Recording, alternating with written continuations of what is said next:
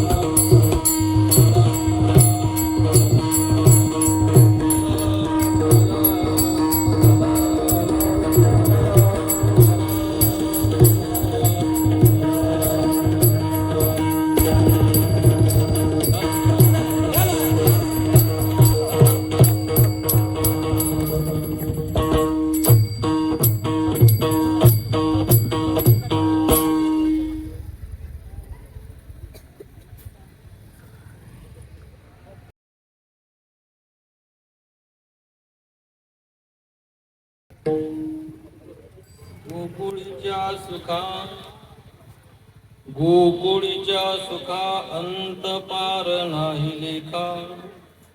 बाळकृष्ण नंदा घरी आनंदल्या नर नारी. गुढिया तोरणे करीती कथा गाती गाणी. बाळकृष्ण नंदा घरी आनंदल्या नर नारी. तुका म्हणे छंदे तुका म्हणे छंदे मन मोहिले गोविंदे. बाळकृष्ण नंदा घरी आनंदल्या नर नारी. देवादि देवा जगत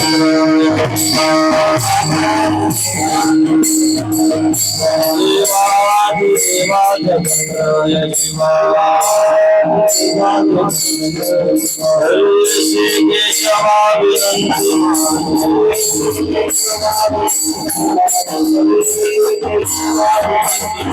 आदिवानी देवसी गुणना. आदिवानी तुझे वर्णी गुणना.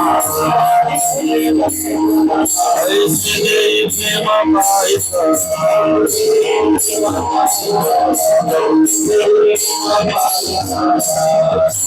ज्ञानेषु भगवान विष्णु निवृत्तिर भगवान हरः. सोपानो भगवान ब्रह्मा मुक्ताख्या ब्रह्मचित्कला. सेवे लागी सेवक झालो तुमच्या लागलो निज चरण. अहो स्वामी कृपया देवा यावरी न करावा अव्हेरू. नारायणं नमस्कृत्य नरं चैव नरोत्तमं. देवीं सरस्वतीं व्यासं ततो जयमुदीरये. प्रभू तुम्ही महेशाची मूर्ती. मी दुबळार्चितसे भक्ती म्हणून. बोल जरी गंगावती तरी स्वीकारालकी. ते नमस्कारुनी आता तुका म्हणे आता. आपुल्या सायासी आम्हा जगदीशी संभावे विठाला विठाला.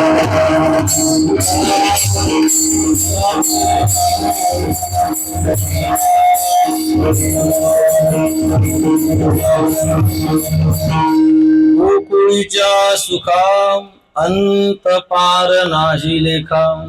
बाळकृष्ण नंदा घरी आनंदल्या नर नारी. सेवेच्या निमित्ताने चिंतनाकरता घेतलेला अभंग महान भगवत भक्त संत शिरोमणी देहू निवासी जगद्गुरु तुकाराम महाराज यांचा 4 चरणाचा आणि कृष्ण जन्माचा आनंद व्यक्त करणारा किंवा कृष्ण जन्म झाल्याच्या नंतर गोकुळामध्ये काय बदल झाला याचं चिंतन सांगणारा हा अभंग आहे. विठाला विठाला.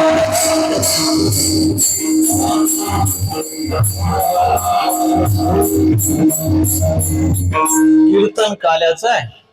काल्याच्या चिंतनासाठी म्हणून कृष्ण जन्माचा हा जन्म प्रसंगाचा हा अभंग आहे. वारकरी संप्रदायामध्येच काल आहे. बाकीच्या संप्रदायामध्ये काला दिसत नाही. आणि काला महाराष्ट्रातच आहे. महाराष्ट्राच्या बाहेर म्हणजे इतर राज्यात धार्मिक उत्सव होतात पण काला त्या ठिकाणी काला पाहण्यासाठी मिळत नाही. हा काला महाराष्ट्रात वारकरी संप्रदायातच आहे. आणि काला म्हणजे समारोप जो धार्मिक कार्यक्रम आहे.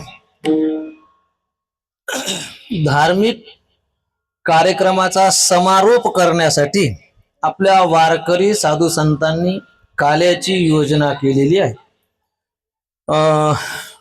1 महिन्याचा सप्ताह असो त्याचा शेवट काला करूनच करतात. 15 दिवसाचा सप्ताह असो, 7 दिवसाचे, 8 दिवसाचे सप्ताह सगळे आहेतच.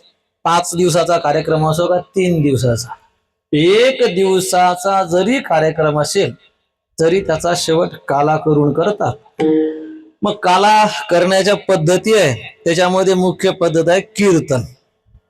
हे कीर्तन आपल्या महाराष्ट्रातच पाहायला भेटते. सप्ताहाच्या शेवटी काल्याच्या कीर्तनानं समारोप करतात. आता कधी कधी असं होते की सप्ताह नाही आहे पण मग काला तर करावाच लागते. मग त्याच्यासाठी मग काल्याचे अभंग म्हणायची पद्धत आहे, अभंग म्हणून घेतात. आणि हा काला आपल्या महाराष्ट्रीयन लोकांच्या एवढा अंगवळणी पडला, कीर्तन नाही, अभंग म्हणणं नाही, तरी सुद्धा मग शेवटी दहीन पोहे ते मिक्स करून ठेवतातच. म्हणजे ते हा काला जो आहे महाराष्ट्रामध्ये आपल्या वारकऱ्यामध्ये काला म्हणजे समारोप. तर काल्याचा विशिष्ट अर्थ सुद्धा आहे. तर कीर्तन काल्याचा आहे आणि या काल्याच्या कीर्तनाच्या निमित्तानं हा अभंग तुमच्या समोर ठेवलेला आहे. आता काला आहे म्हणजे मग कार्यक्रम काय होता, तर अधिक मासाचा हा पर्व काळ चालू आहे, आला संपत, आता 2-4 दिवस बाकी राहिले. तर तसा तर याचं एक गणित आहे. चांद्रमास आणि सूर्यमास, चंद्र सूर्य आहेत ना, दोघेही फिरत राहतात. तर या दोघांची गती सारखी नाही आहे, कमी अधिक आहे. आणि दोघंही समजा सोबत राहिले पाहिजे, तिथे बी त्याचा बजेट बसला पाहिजे.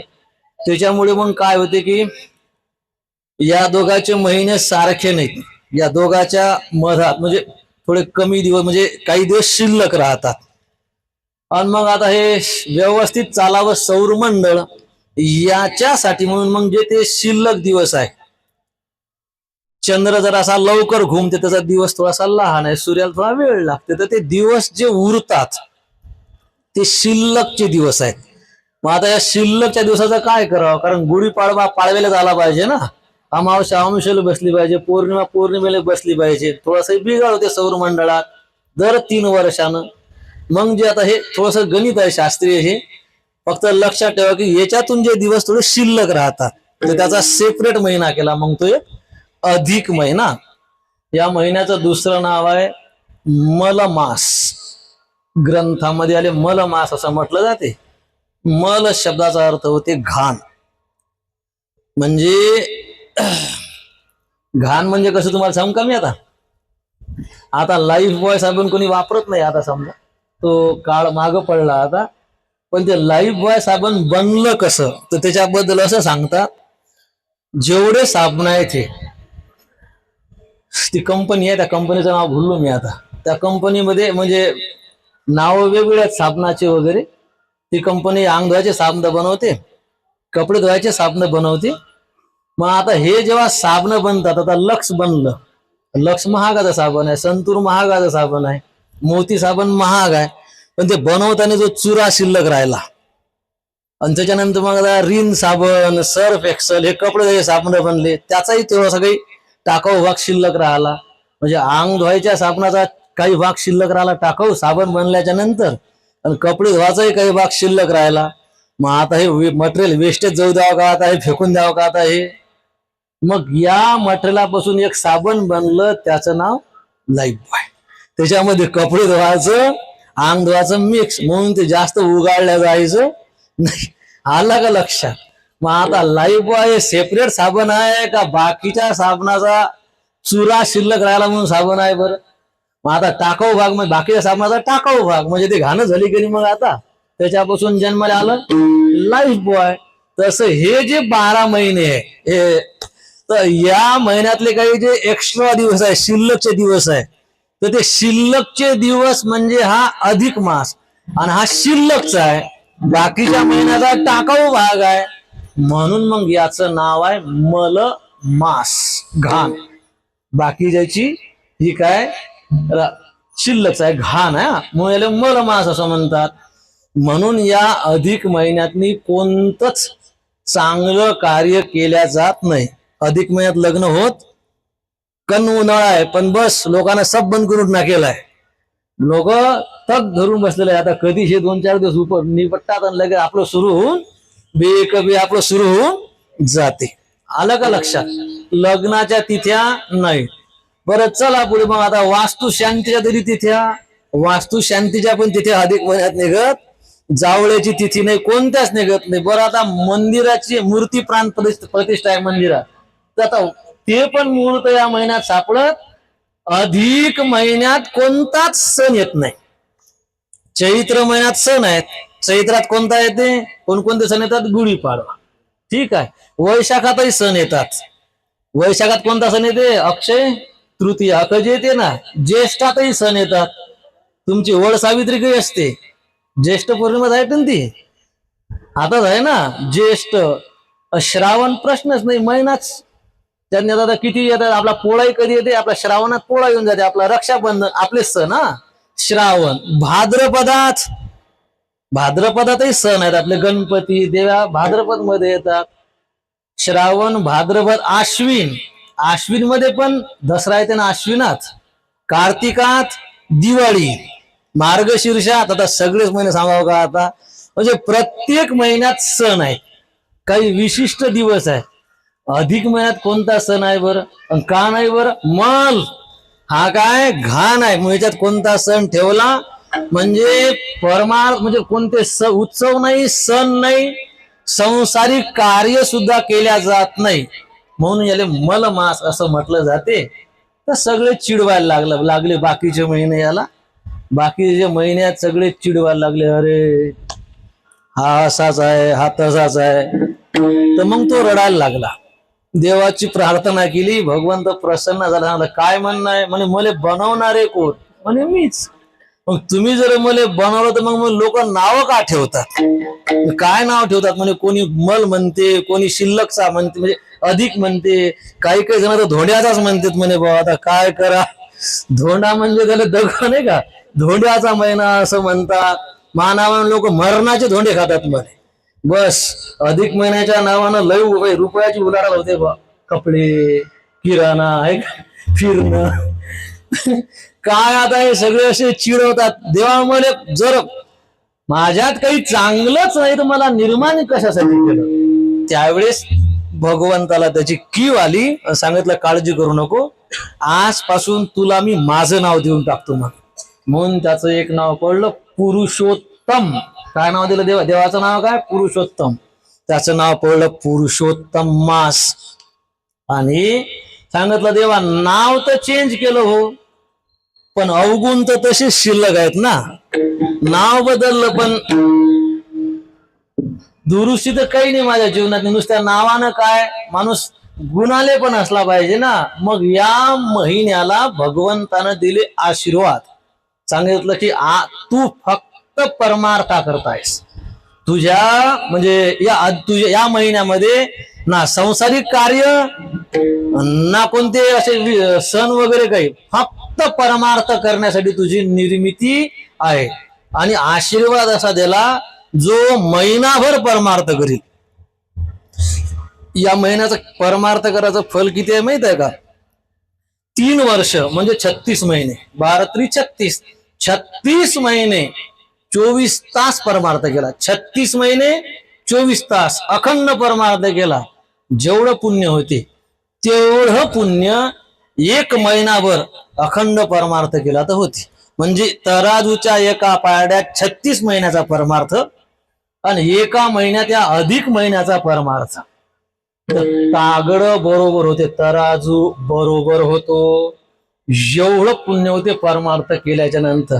पण आता सांगून काय फायदा, महिना तर सरला. आता आमचा तर धोंडे खातच गेला, येवायच्या भेटीतच गमावला आम्ही. पण या ठिकाणी भोजने परिवाराने जे भागवताचं आयोजन केलं, आता न जाणं देवाने त्यांना प्रेरणा दिली का त्यांना असं महात्म्य समजलं, काही का असेना, त्यांनी भागवताचं आयोजन केलं. महाराज मंडळी सुद्धा आलेली आहे. 7 दिवसापर्यंत सुंदर हा कार्यक्रम पार पडला. आणि त्या कार्यक्रमाचा समारोप म्हणून आजचं कीर्तन आहे.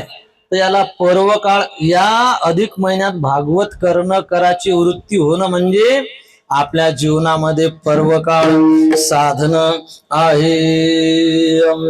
साधला पर्वकाळ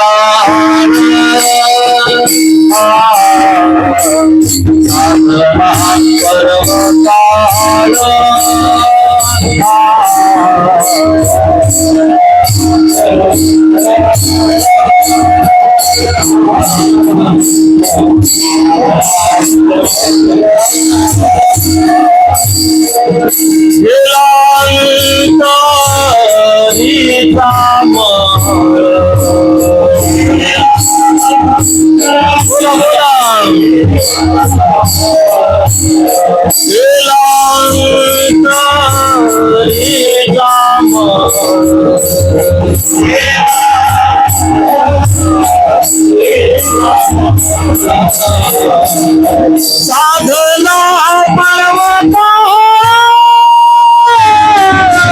साधना पर्वता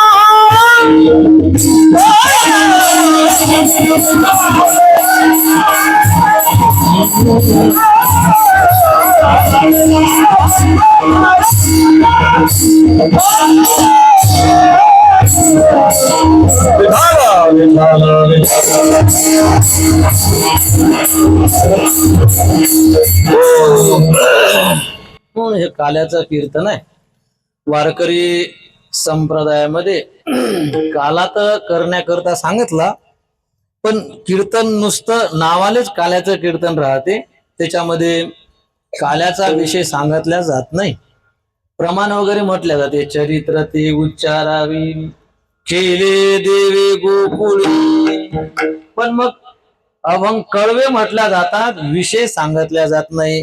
गुरुवर्य वासुदेवजी महाराज अळगावकर सांगायचे काल्याचं कीर्तन कशाला म्हणतात, तर श्रीमद भागवतातील दशमस्कंद, त्या श्रीमद भागवत महापुराण, त्या भागवतातील दशमस्कंद आणि त्या 10व्या स्कंदातला पहिला अध्याय ते अध्याय 14, या 14 अध्यायात शुकाचार्यांनी राजा परीक्षितीला ज्या भगवान श्रीकृष्णाच्या लीला सांगितल्या, खोड्या सांगितल्या, का जे चरित्र सांगितलं, त्या लीला, त्या खोड्या, ते चरित्र वारकरी साधू संतांच्या अभंग ओव्याच्या आधारानं सांगणं, याला काल्याचं कीर्तन असं म्हणतात. विठाला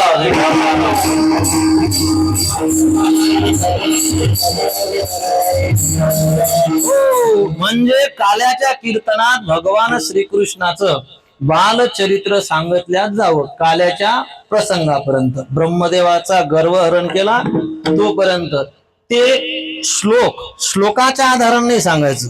आपले वारकरी संतांचे अभंग आणि ओव्या याचा आधार घेऊन सांगायचं. पण भगवंताचं चरित्र सामान्य नाही, अलौकिक आहे. अध्यात्मानं परिपूर्ण असं भगवंताचं चरित्र आहे. त्याच्यामुळे ते चरित्र अनेकांनी सांगण्याचा प्रयत्न केला, यशस्वी ठरले नाहीत. कोण सांगण्याचा प्रयत्न केला? शेषानं प्रयत्न केला. शेष शिनला झाल्या 2,000 जिभा. शेष महेश म्हणजे भगवान शंकरांनी प्रयत्न केला. शेष महेश गणेश गणपती बाप्पाने प्रयत्न केला. दिनेश सूर्यनारायण प्रयत्न केला.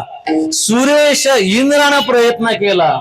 वेदांनी प्रयत्न केला, पण त्यांना भगवंताचं चरित्र सांगता आलं नाही. ते पुष्पदंताचार्य म्हणतात. शिवमहिम्ना मधला तो श्लोक आहे आणि त्याचे आपण लय ऑपरेशन करून टाकले. म्हणजे त्या श्लोकाचे पहिले तर चिरफाड केली आणि मग कोणतंही कुठी बसून दिला, ते व्यवस्थित बसवले नाही. पुष्पदंताचार्य म्हणतात असित गिरी समम स्यात् कज्जलम. असंच म्हणता का? असित गिरी समम स्यात् कज्जलम का अक्षित गिरी समस्या. ते काय अलगच कुणीकडे असते. सुरतरुवर शाखा लेखनी पत्र मुर्वी लिखती यदि गृहीत्वा शारदा सर्व कालम तदपि तव गुणानाम ईश पारन्न याती. भगवंताचे गुण लिहून काढायचं ठरवलं. या श्लोकाचा अर्थ असा होते, लिहून काढायचं ठरवलं. जुना काळ आहे, लिहिण्यासाठी पाहिजे सामुग्री. मग लिहिण्यासाठी काय पाहिजे? पहिल्यांदा पेन पाहिजे, तर पेन वेगळा होता, शाई वेगळी होती, शाई पेन पाहिजे. बर, मग शाई कशाची बनवली? मेरू पर्वत समुद्रामध्ये बारीक केला, मेरू पर्वत समुद्रामध्ये खलून समुद्रा एवढी शाई तयार केली. बर, त्याच्यानंतर लिहिण्यासाठी कागद पाहिजे, तर पत्रम उर्वी. उर्वी म्हणजे पृथ्वीला ओझ झालं पाप्याचं. आणि पापी कोण आहे? जो देवाचं नाव घेत, देवाचं नाम न घेणारा पापी. आता देवाचं नाव का घ्यावं आम्ही? आता हे काही भागवत नाही का, हे काही दुसरं कीर्तन नाही, आपलं देवाचं नाव घेतलंच पाहिजे. कारण आपल्याजवळ जे आहे, जगण्यासाठी जे पाहिजे ते सर्व देणारा भगवान परमात्मा आहे. कृतज्ञता म्हणून त्याचं नाव घेतल्याच गेलं पाहिजे. जो भगवंताचं नाव घेत नाही तो पापी. म्हणजे कोण पापी? जो नाव घेत नाही तो पापी. म्हणजे पापी आपणच ना. नामस्मरण न करणारे सगळे पापी आहेत ज्ञानोबाच्या भाषेत, वारकरी संतांच्या शब्दात. पण अशा या पाप्याचं पृथ्वीला ओझ झालं. म्हणजे व्यभिचार करणाराचं कमी ओझ वाटते, दारू पिणाराचं कमी ओझ वाटते, त्याचं नाव न घेणाराचं पृथ्वीला जास्त ओझ वाटते. या भारानं ती आक्रांत झाली, गायीचं रूप घेतलं, ब्रह्मदेवाकडे तक्रार केली. ब्रह्मदेव बोलले, वाढवणं माझं काम, कमी करता येत नाही. मग इंद्राकडे, भगवान शंकराकडे सगळ्यांनी हात वर केले. म्हणून मग ही सगळी मंडळी क्षीरसागरात शयन करणाऱ्या भगवंताकडे गेली. आणि भगवंताने पृथ्वीचं ओझ हलकं करावं म्हणून सर्वांनी भगवंताची स्तुती करायला सुरुवात केली. अगाय वसुदेव देवकी नंदना,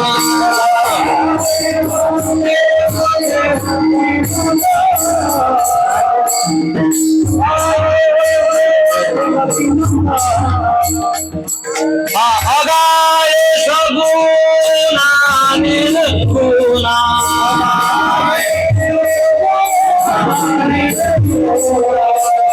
जगजनी जनार्दना,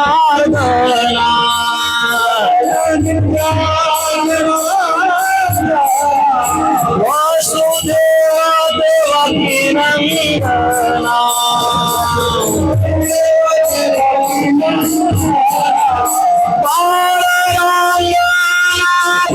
कृष्ण सकळ देवा देवा, सकळ देवा देवा.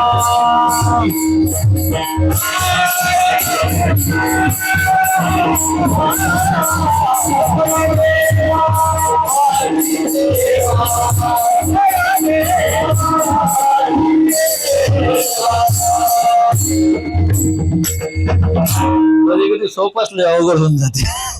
म्हणूनच नेहमी अभंगाचे कळ म्हणत राहतो. पहिले म्हटलं ते नाटातलं होतं, मनाचं हे होतं, म्हटलं गेलं नाटातलं.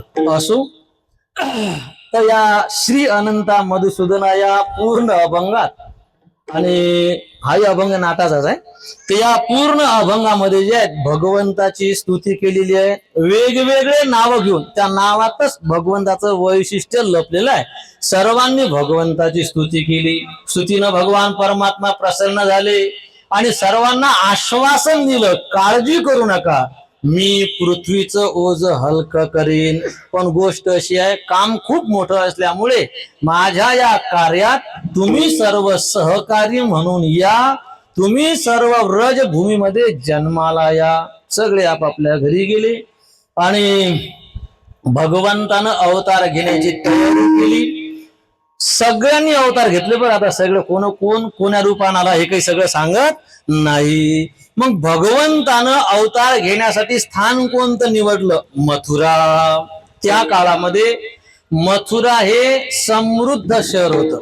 म्हणजे जेवढे राज्य होते का, जेवढे मोठे मोठे शहर असतील, त्या सर्वात सुंदर सिटी का सुंदर नगर म्हणजे मथुरा. आणि त्या मथुरेमध्ये भगवंताने यायचं ठरवलं. मथुरेमध्ये कोणाच्या पोटी? तर शूरसेनाचा मुलगा वसुदेव आणि उग्रसेन नावाचा राजा, त्याचा मोठा मुलगा, आता उग्रसेनाचा मोठा भाऊ देवक, आणि त्या देवकाची सर्वात लहान मुलगी, तिचं नाव देवकी. वसुदेव आणि देवकीच्या पोटी भगवंतानं जे अवतार घेण्याचं ठरवलं. आता उग्रसेनाचा मोठा मुलगा कंस, या कंसावर होते वसुदेवाचे उपकार, आणि आपली चुलत बहीण देवकी, तिच्यावर होतं कंसाचं फार प्रेम, म्हणजे ती लाडकी होती. ती आली लग्नाले, तर कंसाच्या मनामध्ये विचार आला, माझ्या बहिणीचं भविष्य चांगलं झालं पाहिजे, म्हणजे चांगल्या घरी द्या आणि वसुदेवाचे उपकारही फिटाव. तर त्या काळात वसुदेवजी सारखे सज्जन नव्हते, म्हणून मग यानं एका बाणात दोन पक्षी मारले, का एका दगडात दोन फळं पाडले. कसं, आपल्या बहिणीचं बरं व्हावं म्हणून वसुदेवाला दिली, आणि वसुदेव सज्जन आहेत, आपल्या बहिणीचं आयुष्य सुखात जाईल, आणि वसुदेवाचे उपकार आहेत, आपली बहीणच त्याला देऊन टाकली, म्हणजे वसुदेवाचे उपकारही फिटले. असा दुहेरी योग. लग्न सोहळा पार पडला, नवरदेव नवरीला घेऊन निघाला, आणि रथ हाकण्याकरता सारथी कंस बसला, आणि अचानक आकाशवाणी झाली. अंतिम सांगितलं, अरे कंसा, ज्या बहिणीच्या लग्नात एवढा समोर समोर करत आहेस, आठवा हिचा पुत्र वधील तुझसी, मानी हा भरवंसा बोलण्याचा. आणि मग काय दुष्टच होता, आताच बहिणीच्या लग्नात तिच्यासाठी समोर समोर करत होता, दुसऱ्या क्षणात बहिणीले वेणी धरून रथाच्या खाली पाडलं, लाथा बुक्क्यानं मारू लागला, आणि शिरच्छेद करीन हात तो धरिला वसुदेवी. त्याला समजावून सांगितलं, अरे स्त्री हत्या पाप आहे, त्याच्यात ही तुझी लाडकी बहीण आहे, आणि त्यामध्ये हिच्या लग्नाचा प्रसंग आहे. लोक तुला काय म्हणतील, तू एवढा मोठा माणूस आहे, तर मग लोकांना काही म्हणू, पण हिले ठेवा होतं, मी मरील ना सांगितलं, ही नाही मारणार, हिच्या पोटी येणारा मारणार आहे. म्हणे मग ना रहेगा बास ना बजेगी, बांबूच ठेवलेलं तर बासऱ्या कशा का बनणार, बासरीच नाही वाजवायचं कामच नाही, बी नाही तर झाड नाही, झाड नाही तर फळं नाहीत. सांगितलं, अरे असं करणं, म्हणे बहिणीला मारल्यापेक्षा हिच्यापासून होणारे सगळे मुलं मी तुला आणून देईन मी पुत्र सत्य माझे मानी. कंसाला ही गोष्ट पटली, आणि सांगितलं, मग माझ्या घरी राहावं लागल, ठेवा बंदिखाने दूता सांगे. दिलेल्या शब्दाप्रमाणे कंसाला वसुदेवानं आपले 6 मुलं नेऊन दिले. होताची प्रसूत नेवोनिया देत, बसा तिथेच बसा ना, मोकळे हवेत, माग गरमी होईल ना. 6ही मारित दुराचारी, 6 मुलं दगडावर आपटून कंसानं मारले. 7व्यांदा शेष नारायण देवकी आईसाहेबाच्या उदरात येऊन राहिले.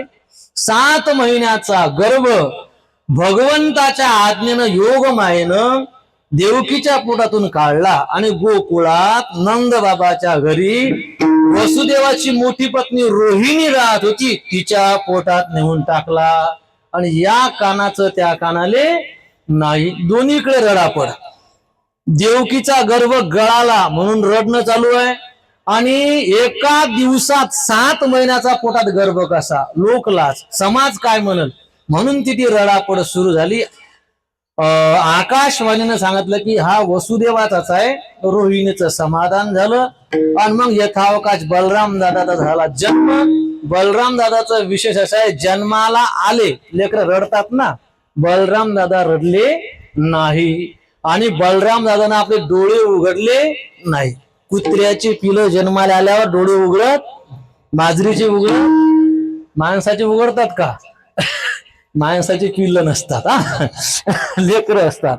तर माणसाचे डोळे उघडे असतात जन्माला आला तेव्हा. पण गोष्ट अशी की बलराम दादाचे डोळे बंद होते. मुलगा रडत नाही, मुका असेल का, आणि डोळे उघडत नाही, आंधळा असेल का. रोहिणीला वाईट वाटायला लागलं, नंदबाबा नाही वाईट वाटलं.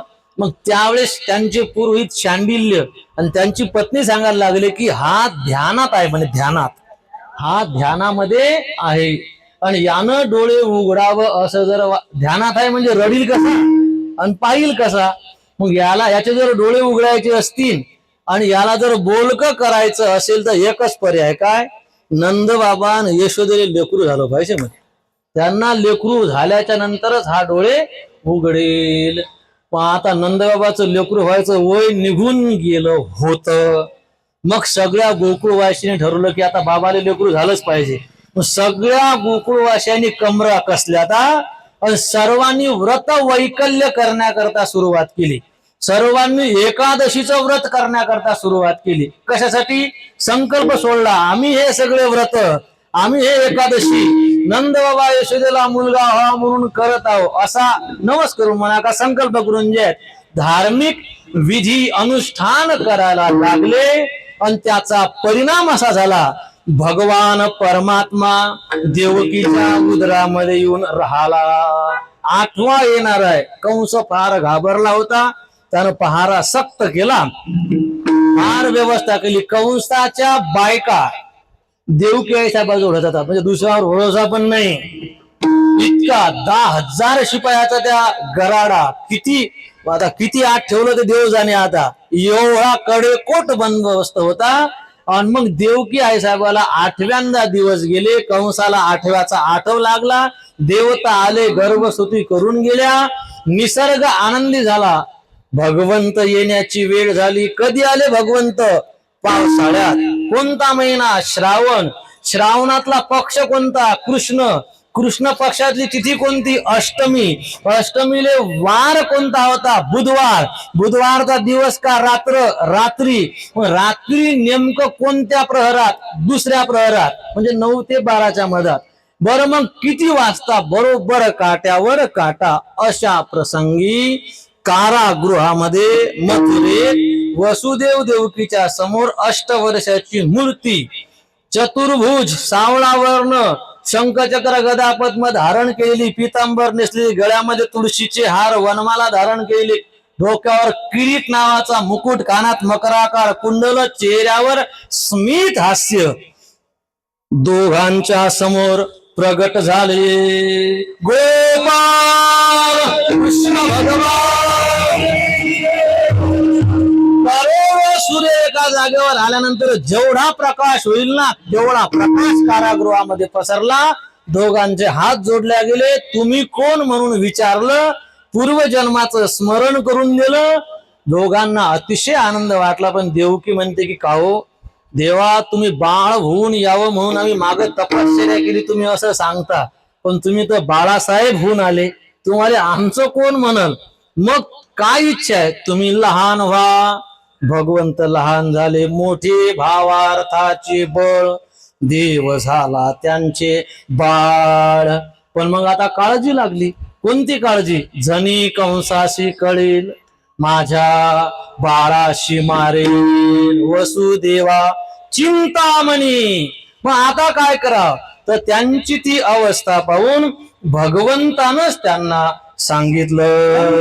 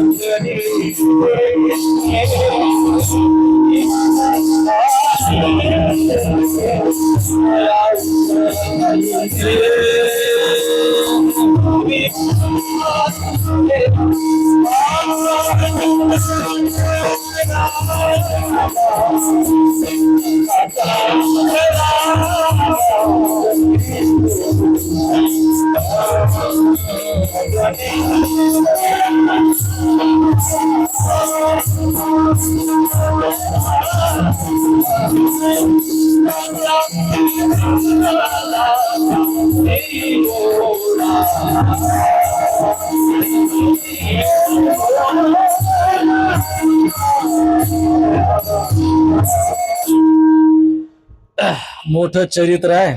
14 अध्याय सांगायचे आहेत. अजून जन्मापर्यंत आपण पोहोचलो नाही. एकेरी सांगतो आता. बरेच तुम्ही ऐकलेलं आहे. आताच कृष्ण कथा पण ऐकून आली. आता हे सगळं विस्तारानं झालेलं तर चला मग वसुदेवजींनी उचललं, कारागृहाच्या बाहेर पडले, यमुना पार केली, नंदवाड्यामध्ये शिरले. यशोदेनं नुकताच एका कन्येला जन्म दिला होता, ती उचलून घेतली. यशोदे शेजारी भगवंताला निजून दिलं आणि त्या मायेला घेऊन परत आले. कारागृहात येताच तिनं रडणं सुरू केलं. रडण्याचा आवाज ऐकून दूत उठले, कंसाला निरोप भेटला. कंस आला आणि त्या मुलीला मारण्यासाठी गरगरा फिरवलं. दगडावर आपटेल तिनं कंसाच्या डोक्यात मारली लात. आकाशामध्ये अष्टभुजा रूप धारण करून सांगितलं, अरे मी तुला मारणारी नाही, तुला मारणारा माझ्या अगोदर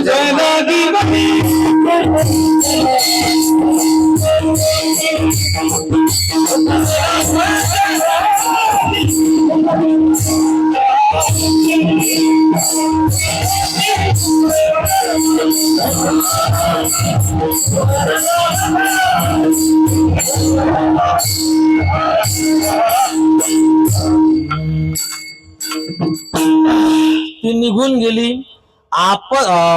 तेव्हा कंसानं वसुदेव देवकींना बंदीखान्यातून सोडवलं.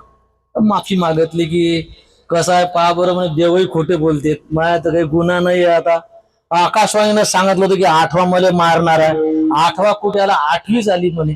पहा बरं, देवही खोटे बोलतात, त्याच्यामुळे मायकून असं घडलं. स्वतःच्या हातानं वसुदेव देवकीचे बंधन सोडवले आणि लेकरं मारले, त्याची वाट काय. म्हणे कदाचित त्या लेकराचं प्रारब्ध तसं असेल, मग हातून मरायचं. मले का माझे भाचे मारा वाटले असते का, भाषासाठी तर सब काही गरज असते. तर असं त्याचं समाधान केलं. वाटलं बा जाऊ द्या, लेट का होईना पण चांगला म्हणजे शुद्धीवर आला. त्यांना बंदीखान्यातून मोकळं केलं. इकडे आपत्कालीन मिटिंग घेतली. सगळे असुर सभेमध्ये बसलेले आहेत. माझा शत्रू माझ्या तावडीतून सुटला, कोण मारेल. मोठमोठे बलाढ्य असुर होते. पूतना उभी राहिली. बाकीचे म्हणे बायाचं काम नाही. सांगितलं मुगे बसा, इथे बाईचंच काम आहे. लेकरू लहान आहे आणि लहान लेकराजवळ मोठे माणसं पोहोचू शकत नाही. लहान लेकरू पाहण्यासाठी जर दोघं नवरा बायको गेले तर माणूस बैठकीत आणि बाई झोक्यापाशी. म्हणजे लहान लेकराजवळ माणसं पोहोचू शकत नाही. पूतना निघाली, तिनं विडा उचलला, आपल्या स्तनामध्ये विष भरून 3 वर्षाच्या आतले मुलं मारत ती निघाली. इकडे गोकुळामध्ये दिवाण परमात्मा आले. चिंतामणी आला, चिंता नष्ट झाली. चिंता ती पळाली गोकुळा बाहेरी, प्रवेश भीतरी केला देवे. आणि दुःखाचं तिसरं कारण आहे अज्ञान. आता अज्ञान म्हणजे याचं काही स्पष्टीकरण मी देत नाही. आपण सगळेजण दुःखी का आहो, आपल्या डोळ्यामध्ये अश्रू उभे का राहतात, आपले चेहरे हमेशा उदास का असतात, आपण नेहमी उदासच गोष्टी का करतो, त्याचं एकच कारण आहे अज्ञान. आता मोठा खोल विषय, चिंतनीय विषय. अज्ञान आहे म्हणूनच कटकटी आहेत, अज्ञान आहे म्हणून कोणासंग भांडणं आहेत, अज्ञान आहे म्हणून रुसवे फुगवे चिडचिड कटकट टेन्शन लबाडी सब अज्ञानामुळे आहे. कसं काय अज्ञानामुळे सांगा बरं. जर समजलं लटिका व्यवहार सर्व हा संसार सब खोट आहे, जगन मिथ्या सब खोट आहे, हे जर समजलं तर भांडणं कायसाठी करसाल बरं. या जगात 2च वस्तू आहे, एक आहे खरी त्याला भगवंत म्हणतात आणि दुसरी आहे खोटी त्याला जग म्हणतात. 2च वस्तू आहे. मग जगात भांडणं आहेत तर मला सांगा बरं, जगात भांडणं खऱ्यासाठी आहे का खोट्यासाठी आहे. खरा एक भगवान परमात्मा, त्याच्या दुसरे देवासाठी कोण भांडला बरं. पण मला पूजा करू देत नाही बुवा हे, आणि रोज हाच पूजा करते का, कोण केलं तर बरं नाही पटलं जाऊ दे तिकडे, का मला भागवताला जाऊच देत नाही, का आम्हाला कोणी सप्ताहच करू देत नाही बुवा, का मला घरचे वर्गणी देऊ देत नाहीत बुवा, का पुढच्या माणसामध्ये पंगत नाही घेतली बुवा. याच्यामुळे आहे का. खऱ्यासाठी भांडणं आहेत का, भांडणं कायसाठी. आता ते कायसाठी माझ्यापेक्षा तुम्हाला चांगलं माहित आहे कायसाठी आहे सगळं.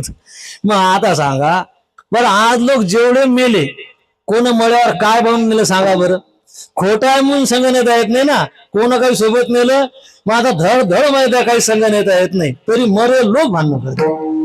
मग आता हे ज्ञानाचं लक्षण आहे का अज्ञानाचं लक्षण आहे. जरी समज येईल सब खोट आहे. रस्त्यानं चालले आणि एकदम 500ची नोट पडलेली दिसली अशी 500ची, आणि दिसली मागं पुढे कोणी नव्हतंही पण दिसली अशी, दिसली की डोळे चमकले. तर कसं वाटते बरं दिसल्या दिसल्या? कशी धाव घेतली बरं, पटकन जाऊन उचलली, आहे का नाही? उचलली पटकन, बापा 500 बाजार, असं अशी उचलली. बाजूने एका माणसाने म्हणून सांगितलं, मावशी म्याही उचलली होती म्हणे ते, पण ती खोटी आहे. तुझ्या अगोदर म्याही अशीच उचलली होती झपाट्यानं, पण मला लक्षात आलं ते खोटी आहे, मग मी ती टाकून दिली. आता तो उचलली आणि ती काय, मग आता काय करेल बाई? आता काय करेल? खरी वाटली म्हणून उचलली, खोटी वाटली म्हणून जशी सोडली तशी. माही तर इच्छाच नव्हती म्हणून बाबा, पण वार बा कोणाची असल द्याव कोणाला, अशी टाकून दिली. बरोबर आहे ना? उचलली तर का उचलली? खरी वाटली म्हणून. आणि उचलल्यावर टाकून काऊन दिली? खोटी आहे, खोटी वाटली नाही, खोटी आहे म्हणून. भांडण काऊन करता? जमिनीसाठी, पैशासाठी. खरं वाटते म्हणून. आणि मेला तरी सोळा कोण वाटत नाही, खोट वाटतच नाही म्हणून. खोट वाटतच नाही ते. काय म्हटलं? धन दारा पुत्र जन बंधू सोयरे पिशून सर्व सर्व मिथ्या. सर्व मिथ्या नाही, माय खरं आहे, बाकी सगळ्याचं खोट आहे. सांगा बरं, सर्व मिथ्या आहे. पण हे समजासाठी लागते ज्ञान. ज्ञान झालं तर हे समजते, आणि ते आपल्याला अजून समजत नाही. म्हणजे आपल्या जीवनात काय? अज्ञान.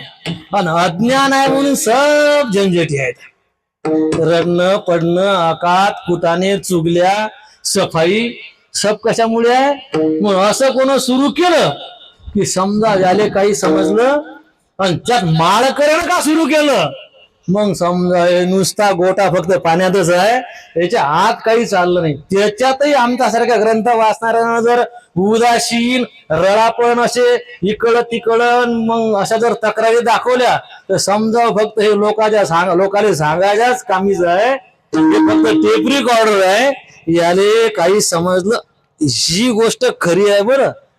अज्ञानामुळे दुःख आहे, आणि ते अज्ञान नष्ट झालं गोकुळवासियांचं. लोका गोकुळीच्या झाले ब्रह्मज्ञान. म्हणजे दुःखाचं तिसरे कारण संपलं, म्हणून गोकुळीच्या सुखा अंत पार नाही लेखा. कशामुळे? बाळकृष्ण नंदा घरी आनंदल्या नरनारी. आनंद दबून राहत नाही. आनंद व्यक्त कसा केला? गुढिया तोरणे करीती कथा गाती गाणे. आनंद क्रियेतून प्रगट होतो. समजा तुम्हाला आता 2-4 लाख रुपये भेटले नापिकीचे, म्हणा इतके नाहीत भेटत, पण भेटले का तुमच्या वावरातून सडक गेली, थोडसच वावरातून लय नोटा भेटल्या आता का, मग आता सासरा विसरा, आता बायाची संख्या जास्त आहे. समजा आता भाऊ कोणी राहिले नाही, मायबाप मरून गेले ना, आता मग त्याच्या मागं कोणीच नाही, सगळं त्याचं तुम्हालाच भेटलं. आता 5-25 एकर शेती, त्याचं बँक बॅलन्स, ट्रॅक्टर, गाड्या घोड्या, तर काय होते?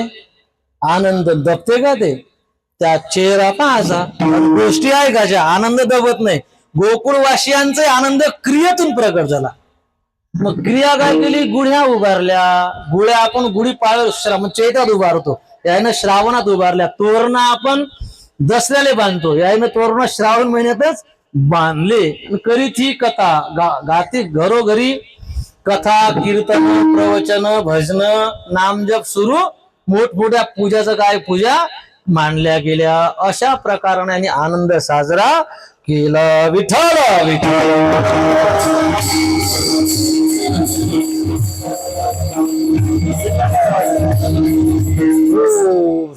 आता भर ऐका. आता मग भगवान परमात्मा त्यांना भेटण्यासाठी द्वादशीला भगवान शंकर येऊन गेले, आणि चतुर्दशीला भगवंताला मारण्यासाठी पुतना आली. देवाला स्तनाला लावलं, आणि देवानं काही नाही, बस तिचा प्राणच ओढून घेतला. तुझा कृष्ण लाविताची स्तनी तिसी मारी चक्रपाणी. आता मोठ्या गोष्टी आहे. पुतना सांगायला आपल्याला काय मला एक दिवस 2 तास लागले होते काय माहित. तर त्याच्यानंतर शक्तासुर आला, त्याला मारलं. त्याच्यानंतर तृणावर्त आला, त्याला मारलं. काग बगरिठा मारिले बाळपणी अवघी दैत्य खाने बुडविली. भगवान परमात्मा घराच्या बाहेर निघाले आणि अधोगतीला गेलेले जीव भगवंताच्या समोर उभे राहिले. देवा काय म्हणता, तुम्ही गोकुळामध्ये आले आणि गोकुळवासियांचा उद्धार झाला. आम्ही सगळेजण अधोगतीला गेलेले आहोत. आम्ही कोण फाशी घेतली, कोणी बुडून मेला, कोण जाळून घेतलं. आमच्या उद्धाराचं काय काय करावं लागल? गोपीच्या पायाची माती खा, आमचा उद्धार होऊन जाईल. देवानं आनंदानं गोपीच्या पायाची माती उचलून तोंडात टाकली. ही गोष्ट गोपाळांनी पाहिली, यशोदेकडे तक्रार केली. यशोदा मैया काठी घेऊन आली. भगवंत थरथर थर हालायला लागले. यशोदेला वाटलं, भिऊ लागला, खोटा बोल म्हणून तिनं काठी लपवली आणि मोठ्या प्रेमानं विचारलं, अहो महात्मे, माती खाल्ली वाटते. देव घाबरले होते, थरथर हलू लागलं. ते म्हणे, आई तर लयच नॉर्मल आहे, आपणच लय घाबरू लागलो. देवानं आपला गिअर चेंज केला. देवानं सुरू केलं, माती म्हणजे काय? ती म्हणते माती खाल्ली का? हे बाबा म्हणते माती पाहिलीच नाही, माती नावाचा पदार्थच माहित नाही. यशोदा चिडली. मग आई नको ग, आई नको ग, आई माझ मारू नको ग, नाही नाही म्या पायली माती, खादली माती. यशोदा म्हणे बापरे. मग यशोदा म्हणते, मी कुठे म्हणतो की तू माती खाल्ली? तुझे मित्र सांगतात.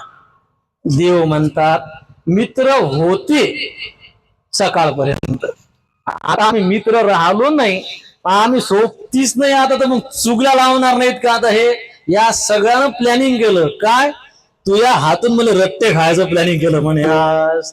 पण तुझे मित्र तुले झोडपे द्यायचा प्लॅन का करतील? म्हणे आई तुला आतली गोष्ट माहित नाही. दही दूध चोरून दे सर्वाला, ऐसे मज सांगताती, ते न ऐकिले म्हणून मजबरी रुसले सांगाती. आई नको ग, सांगत की हे मला म्हणतात की तुझ्या घरी चालन, तुझ्या घरचं दही दूध तूप लोणी आम्हाला चोरून खाऊ घाल. शब्द काय? चोरून खाऊ घाल. तर म्या म्हटलं म्हणे चोरून काय खा लागते? माई माय लय मोठ्या मनाची आहे, तशीच घरी झाला. मायले सांगितलं की माई माय तशीच खाऊ घाल लागते, खाऊ घालते. तर हे म्हणते हो मोठी आणली तुझी मा मोठ्या मनाची. हा ऊन ऊन होत ते ताटात वाटीत, आमचे तोंडही ओले होत नाही, गळाही भिजत नाही म्हणतात का ना, पोटातही काही. काय तुझी मायले चिकट आहे म्हणे म्हणून चोरू घाल. म्हणजे याले म्हणतात भांडणं लावून. आता सांग म्हणजे दिलं का नाही बिघडून यशोदेचं लेकराचं. बरोबर यशोदा हुशार. लहान लेकराचं खरं मानायचं नाही, लहान लेकराच्या गोष्टी 90% सोडून द्यायच्या. पण आता अशा माया झाल्या का लेकरा म्हटलं हो का, असं म्हटलं का, तसं केलं का, आत्ता दाखवतो म्हणे. आता का हे सारे भांडणं लावणारे लहान लेकरच आहेत. आणि आपणच पाठवतो सीसीटीव्ही कॅमेरे, ध्यान ठेवजो तू ह्याच्यामध्ये काय म्हणते, तर ध्यान ठेवजो तुझी मामी काय म्हणते, तर मला सांगतो सब. आतापासून सब सवय लावून लेकर होत. यशोदा हुशार होती ती का बागेसारखी होती का? लेकराचं मनावर घ्यायचं नाही. यशोदा म्हणते ठीक आहे, तुझे मित्र भांडणं झाले गोष्ट अलग आहे, ते खोटे बोलतात, पण तुझा सख्खा भाऊ सांगते ना की तू माती खाल्ली. देव म्हणतात बळराम जो तुझ भेटला तोही माझा पक्षपाती, एका जनार्दनी पूर्ण कृपेने आम्ही भजो दिन राती. आई नको ग, सांगितलं मा गोष्ट अशी आहे, बलराम जो तुझं भेटला तोही माझा पक्षपाती. आम्ही दोघं एका पक्षाचे नाही म्हणे, म्हणे मी भाजप आणि हा तू समजू कोणत्या पक्षाचा, आम्ही दोघं एका पक्षाचे नाही. मग एक पक्षावाला दुसऱ्या पक्षावाला काय सहन करणार आहे म्हणे. आता तो तर असेच कारनामे करल ना बाई पेपरवर यासाठी म्हणून आई. मग तेव्हा यशोदा चिडली, तिनं काठी समोर केली, उजारली मारायसाठी. मारावया तिने उगारली काठी भुवने त्या पोटी 14 देखे देवानं तोंड उघडलं 14 भुवनाचं मुखात दर्शन झालं विठ्ठल विठ्ठल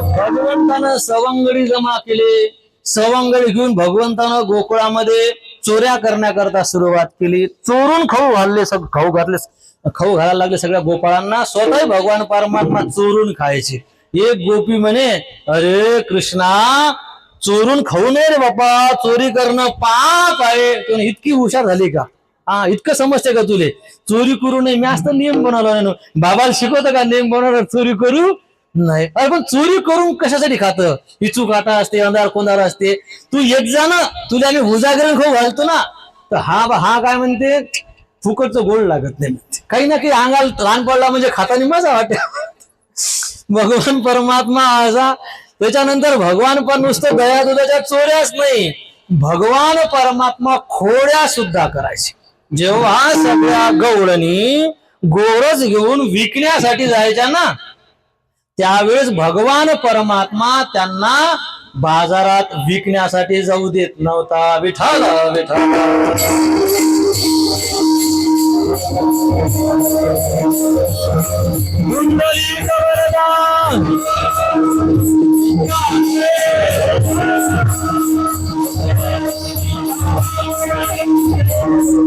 गवळीचा थाट निघाला मथुरे हाता लागी मथुरे हाता लागी ते देखोनी जगदीश धावला ते देखोनी जगदीश धावला गोप घेऊनी वेगे सर सर सर सर वरता भगवान परमात्मा सगळी नासाडी भांडे फोडून टाकायचे घेऊन जाऊ देत नव्हते त्याच्या पाठीमाग राजकारण होतं त्याचा विस्तार घे आता आपण करू नाही कधी कधी भगवान परमात्मा सकाळीच गोपिकांच्या घरात जायचे आणि घरात जाऊन त्यांच्या घरातलं ते सकाळी सकाळी घुसळण करतात मंथन करतात सकाळी लोणी चांगलं निघते असं म्हणतात आता गवळणी बिचारा 8 वाजता उठतात बरं झालं घरी मसाला बिसाळा नाही तर कधीच राहील सकाळ पण ते सकाळी लावावं लागते म्हणतात थंड वातावरणात चांगलं निघते म्हणतात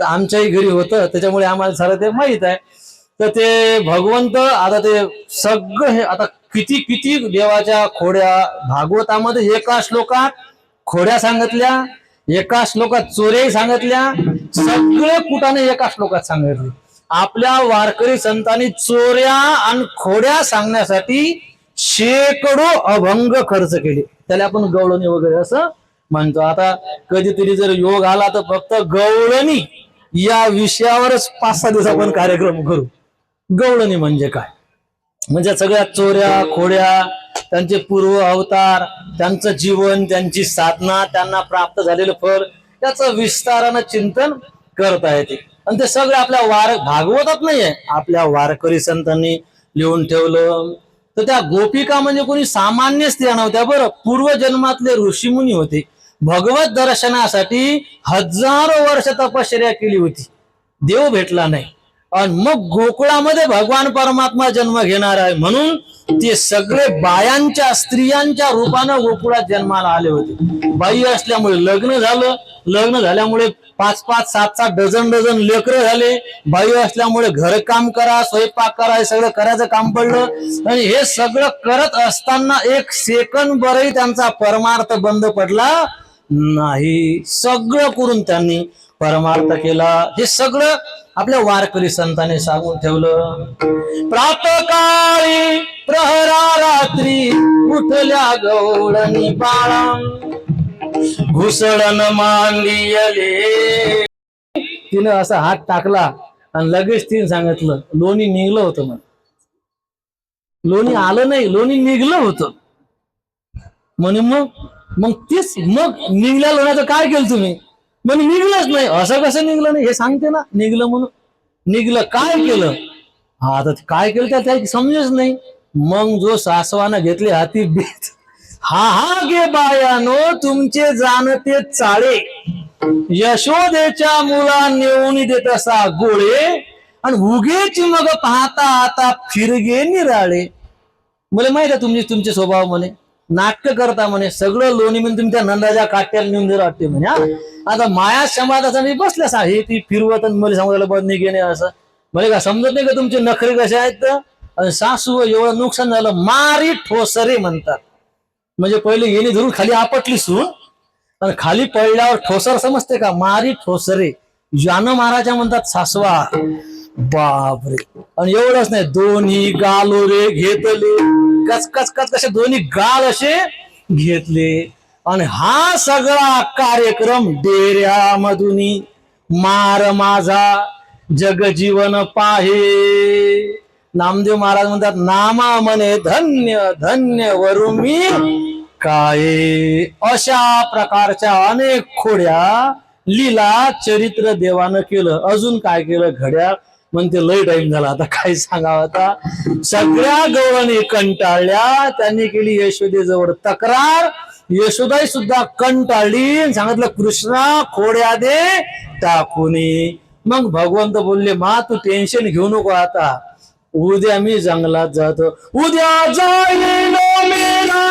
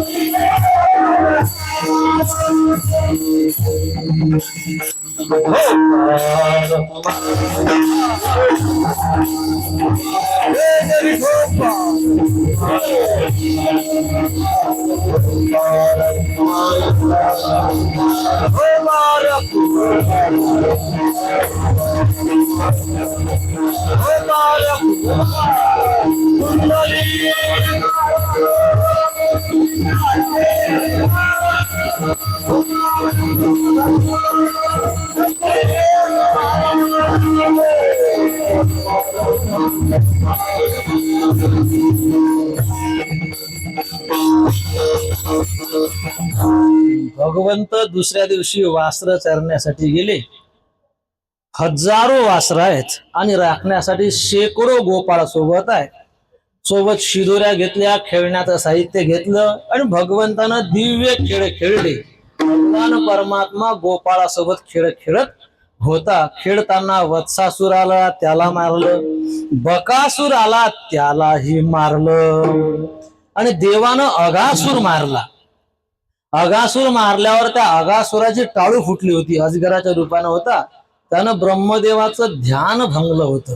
म्हणून तो ब्रह्मदेव कोण मारलं या अघासुराला पाहण्यासाठी खाली आला, तर त्याला भगवंत गोपाळामध्ये दिसले. ब्रह्मदेवाचा विश्वासच बसेना.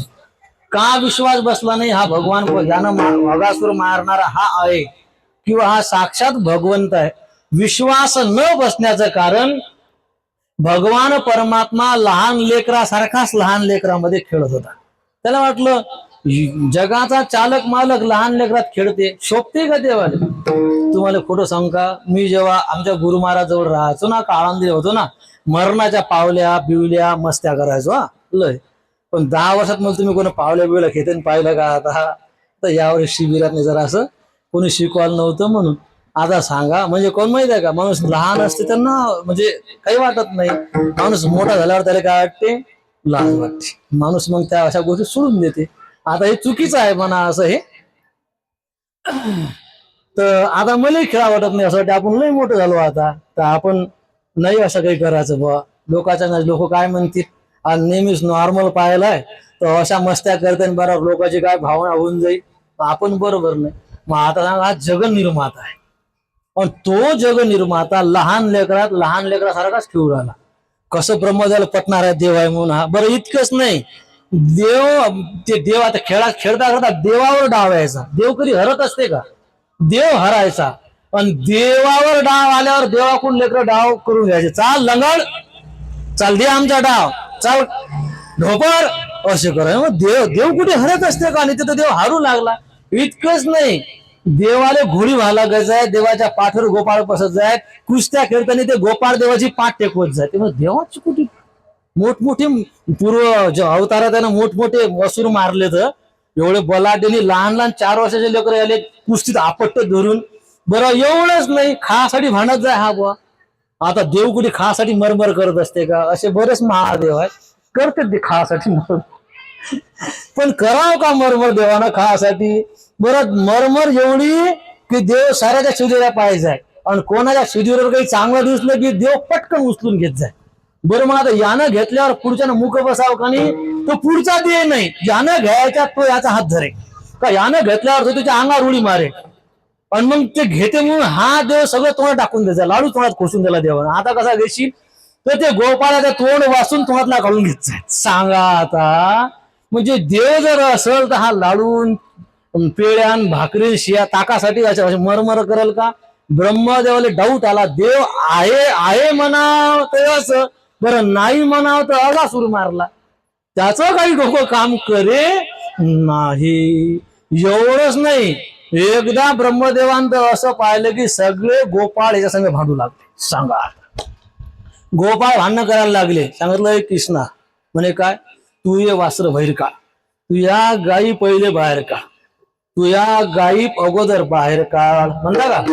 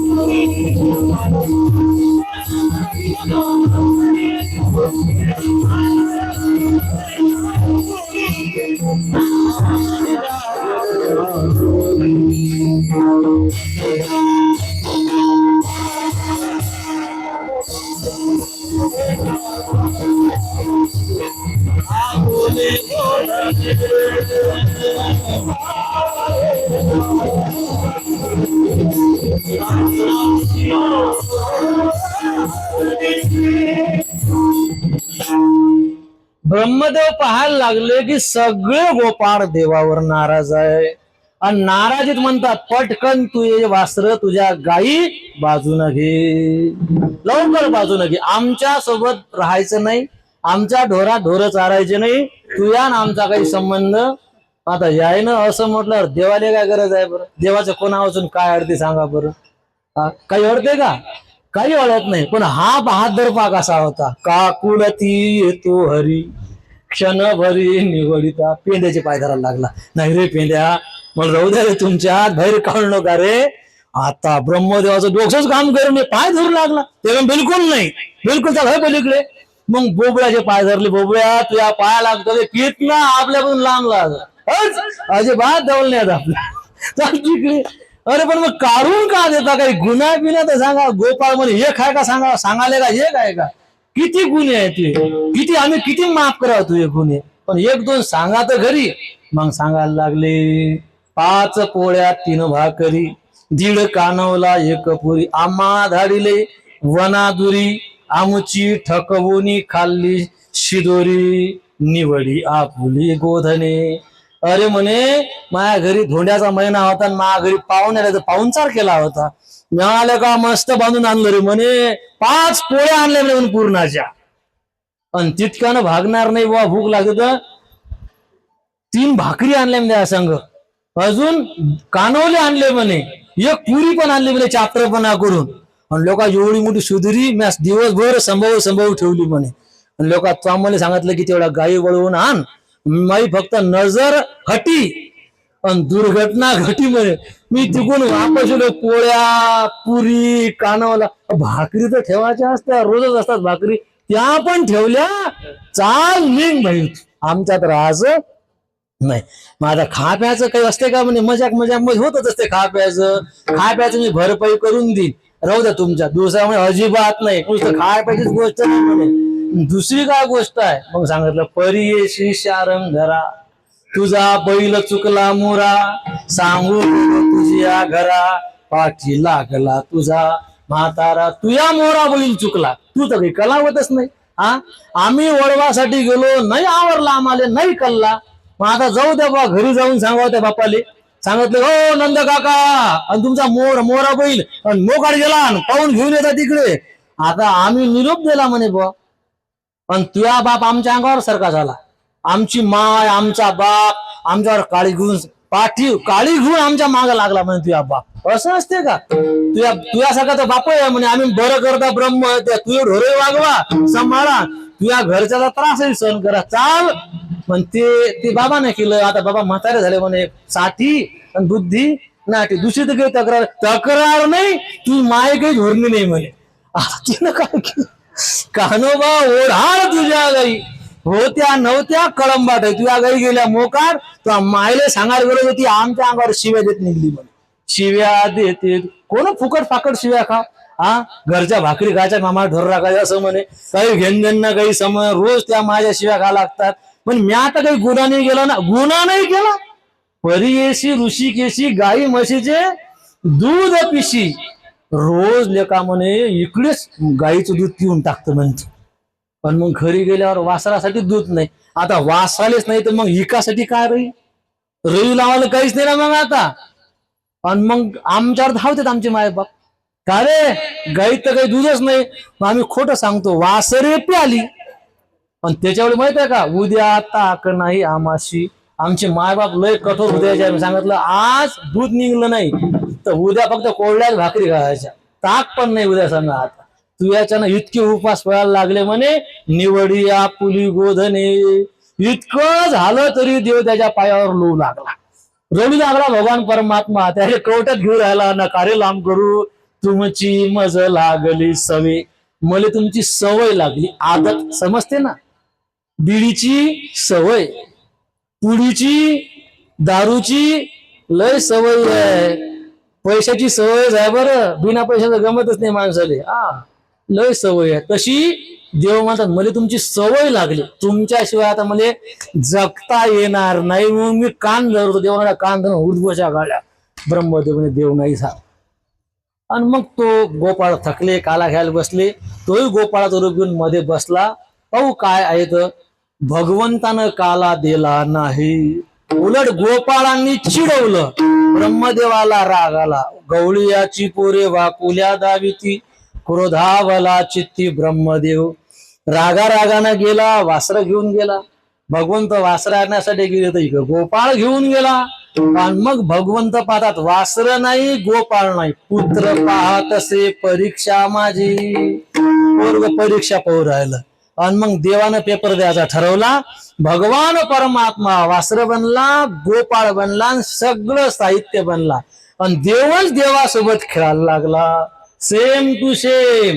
बुटका गोपाळ तर देवही बुटका, काळा तर काळा, सावळा तर सावळा, गोरा तर गोरा, भुरा तर भुरा, शंभळा तर शंभळाच गोपाळ. डाऊटच नाही. मायने पण समजलं नाही आपलं लेकरू नाही म्हणून. झिपर तर झिपर, डेबर तर काहीचे शेंबळानं हे फाटलं होतं तर तसंच बिलकुल शर्ट झालं, सगळं तसं साहित्य.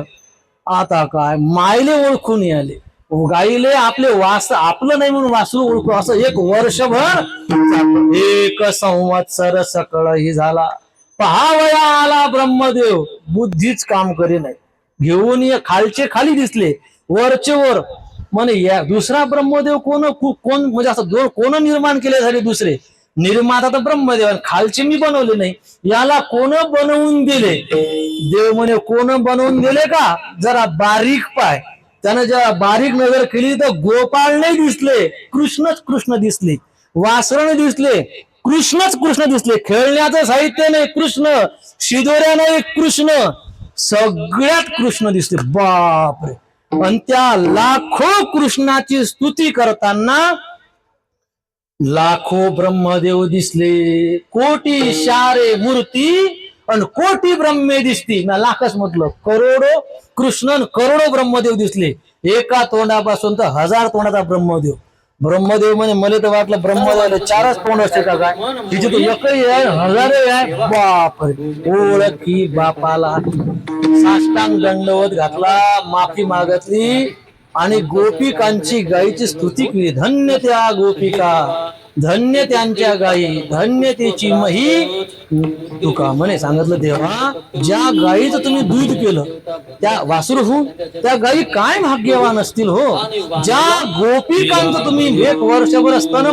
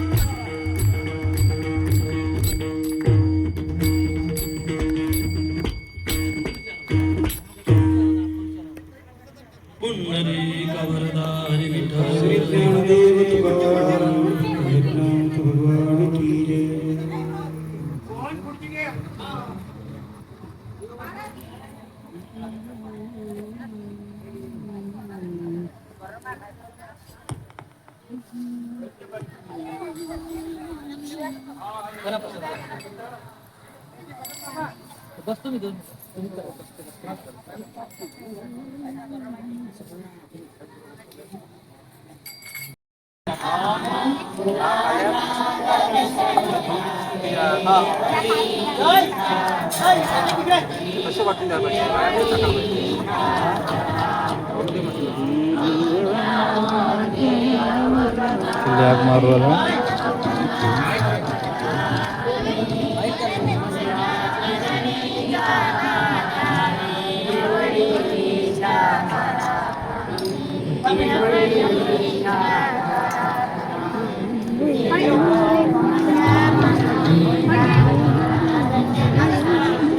ते स्टँड स्टँड काढा ना, स्टँड स्टँड काढा.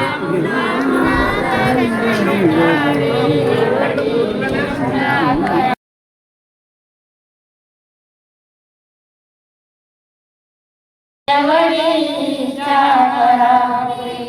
देवा तुमच्या मंदिरात दर्शनासाठी आलो मी. आम्हा मुलांना दर्शन द्यावे देवळीच्या घरापुरी. देवळीच्या घरापुरी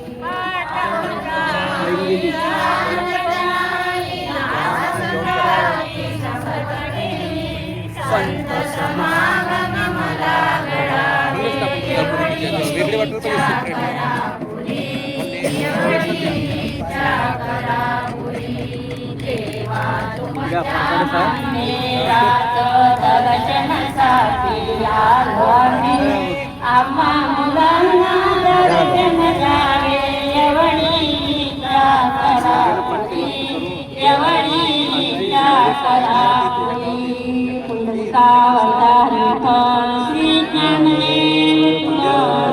पंढरीनाथ